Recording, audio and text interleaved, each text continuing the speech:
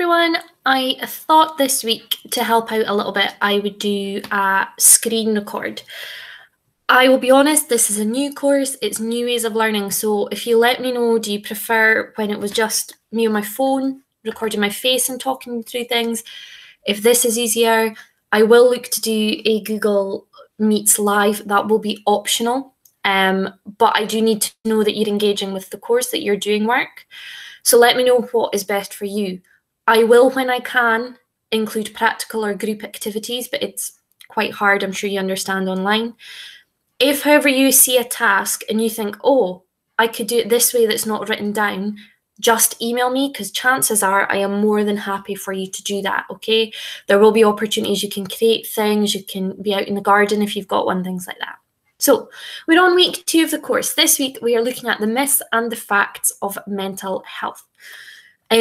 What you'll find is I've sectioned them up. If you want to do a lesson each day, that's fine.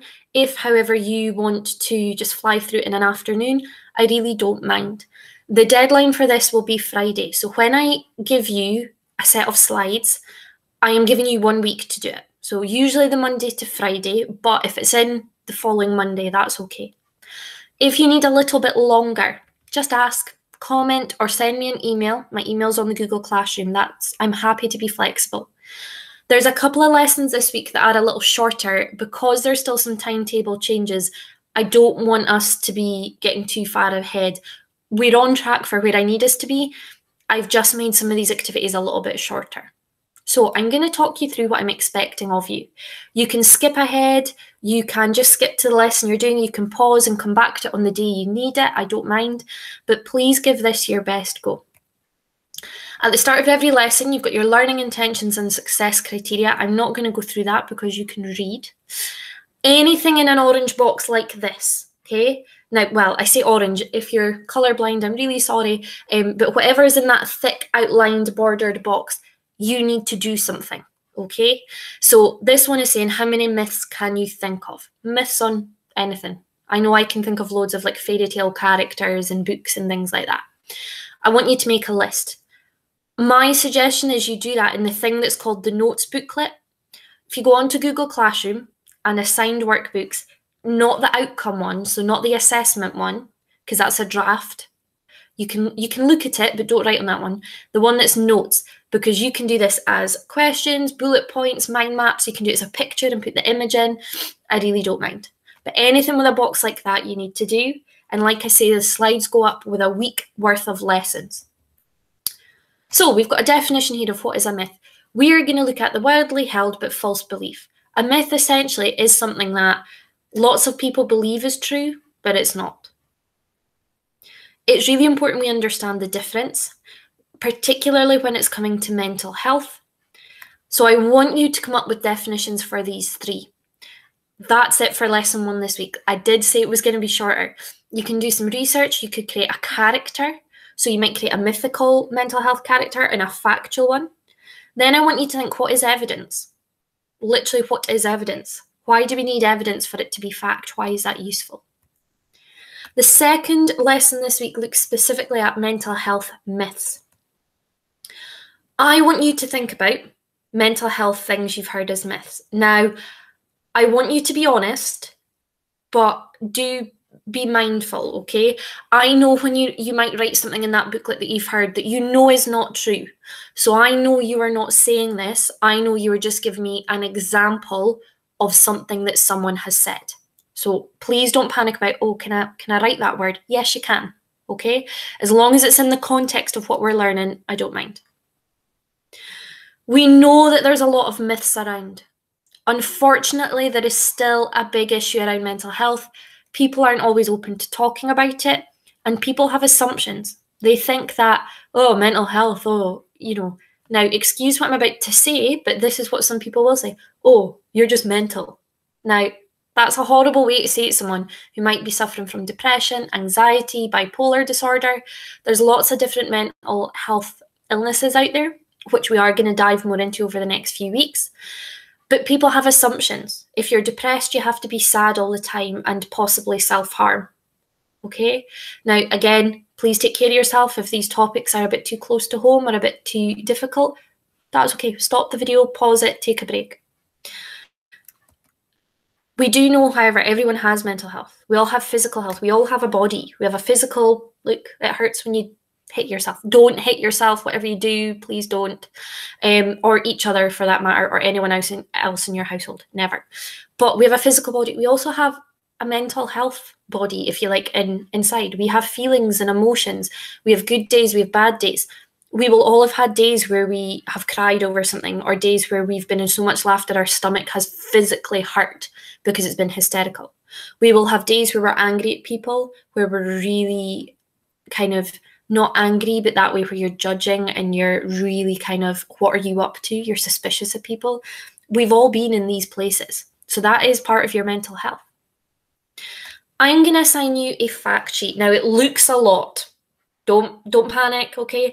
Miss giving you loads of options here. With this sheet, you need to find 5 things on the sheet that are myths about mental health. They are simply not true. They are made up, they are false, they are lies, they're things that people are just pretending are real. And you need to find at least 5 facts. If you want to push yourself, go through the whole list and sort them into myths and facts. I don't mind how you do this. You can either physically move them on a Google document. You could create a mind map or a bullet pointed list. You can color code them. So you might just change the font color. Please just make sure you tell me, oh, red is myth and green is fact, whatever colors you prefer. It's up to you. I want a minimum of 5 from every single person on that document, or you can email me a copy if it's not on the document. And I'm trusting you not to cheat because you're seniors and I expect better from you. You can check your answers on this website here and it lays it out really, really nicely. If you need to change your answers, do. But tell me you did. So, oh, I actually thought this was a fact and I'm really surprised it's a myth. Or I thought this was a myth, it's actually true and I didn't expect that.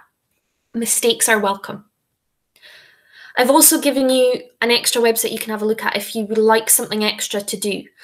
I know there's some of you have a lot of work, but I don't know if all of you feel you've got enough. So what I'm going to do is put in extras. If you don't get around to the extras, that is fine. Not a problem at all. We've also got just a short lesson on truth. Now, I've attached a link with some videos I'd like you to watch here. There are videos you can watch. They are actors that are in the videos, so it's not kind of the real person.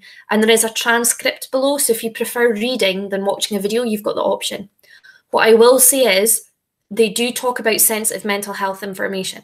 So someone does talk about, for example, self-harming. Now, if that's something you feel might trigger you, or might upset you, or be too much, don't watch that video, okay? Don't. I would like you to watch 2. Basically, what the aim of this is to get you to realise what someone suffering a mental health illness might actually be going through. What is the truth about it? What are they feeling? What's it actually like? If you find that you can't watch any of those videos, can you just send me an email? It is not a problem. I will find an alternative video that doesn't mention things like that in it. Just communicate that to me. And then I've got a quiz. Some of this is about myths and things that you've done already, but I can use this as part of your evidence for your outcomes. What I will also say is, where it says describe or write a sentence, it will tell you the answer is wrong. I know it's probably not. I can manually go in and change the answer, so I can give you the marks after. So if you write a really good sentence for an answer and it goes, oh, it's wrong, it's fine, I can change it. So don't panic me. And the last lesson this week, we're looking at needs and wants revisited. We did this last week, but it's to recap it. Oh, I will update that. I've not used the correct slide. Silly Miss Smith. I want you to look back at the desert island task. So if you've not done the desert island task, go back and do the desert island task. Thank you. And remind yourself of what you needed and wanted. I've looked at some of your answers already. Funnily enough, I'm recording this on Friday the 15th because it'll be scheduled for Monday afternoon. And I've seen some of your answers that were really, really good and really well explained and thought out.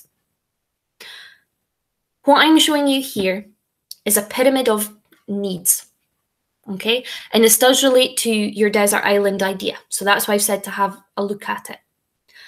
Take a second, pause the video to have a look at that pyramid. Do you think, now there's an orange box, so I would like you to answer these questions in your notebook. do you think that everything on that pyramid you need to have good mental health? There is no right or wrong answer there. What I'm interested in is your why. So do you think actually most of them are, however, this one thing I don't think is needed because? It's your opinion. There's no right or wrong. So I want you to have a think, do you need all of those? And then what one do you think for you would be most important for your mental health? Now that will be different for everybody. Okay, that will be different for every single person in the class and for me. What on that list though for you would be most important? This is where your desert island needs comes in. This pyramid that you have here was put together by a psychologist called Maslow. Now we are going to look at this in more detail next week. Today's just an introduction for you. Maslow figured out that humans have needs and wants. But he noticed within the needs that there were needs that were more necessary that we had to have. And at the bottom of the pyramid, he's put in physiological needs. Now he says there are things like air, so oxygen, water, food, shelter, sleep, clothing, reproduction. We need to be able to have children. His idea was, if you literally do not have that level, if you have no food and water, you've had no sleep for weeks, you've not got a good shelter, you're out in the cold, how can you expect to have the needs above that, such as employment? So what I want you to think about there is, if you don't have that bottom level, that physiological, so food, shelter, water, can you have the bit above? So think about that. And in turn, if you can't have a job and you can't have money and you can't have your health, how can you have relationships? Now, relationships isn't just, a love relationship of husband, wife, boyfriend, girlfriend, whatever. A relationship could be a relationship with your parents, a relationship with siblings, a relationship with your neighbors, with your friends. A relationship is more than just being, married to someone or engaged to someone. So if we've not got food and water, how can we have employment? If we don't have employment, how can we build up family and relationships? Are relationships important to mental health? Again, I would like you to have a go at answering those questions. These are big questions I'm asking you. There is no right or wrong answer. What I'm looking for is your reasons why. So why would you say relationships are important to mental health? I know I've got an answer. We can hopefully chat about it in the live this week, but what difference does it make having someone that you know cares about you? So we know that a big influence on mental health and well-being is relationships. It can be family, it can be friends. You need someone to talk to vent to reassure you that it's okay to have those thoughts. But if we don't have things that come below that in the pyramid, how can we have positive relationships? If your main concern every day is having enough food to eat to survive, are you going to spend time building a relationship with a friend? If your main concern this week is, I'm getting kicked out of my house and I'm going to have nowhere to live, you're probably not going to be phoning your family and friends as much. So it comes into mental health because if our basic needs are not met, we're really going to struggle. And that's where a lot of people can face mental health difficulties. So the last thing I'm getting you to do this week is I'd like you to create your own Maslow's pyramid. You don't have to use every single section that he has, okay, so that the rainbow, you don't have to do every one, but I would like you to split that into what you think you need for being in a good mental health space.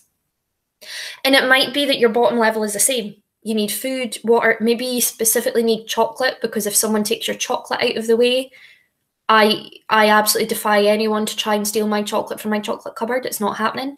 So, you can be lighthearted about this as well. But what would your pyramid be? What are you working up towards that would support you and give you good mental health? It can be something like, I don't know, watching a certain TV program, a blanket. It doesn't have to be as his is quite solid and quite scientific. Yours can be personal. I will not be sharing these with the class. It's just for me to see. So feel free to be honest. All of this is what I would like you to work through this week. It's enough for 4 periods. If you're struggling, just get in touch and let me know. We will have a live this week. Look forward to hearing how you're getting on, and please let me know if you've got any questions. I'm more than happy to help. Thanks, guys.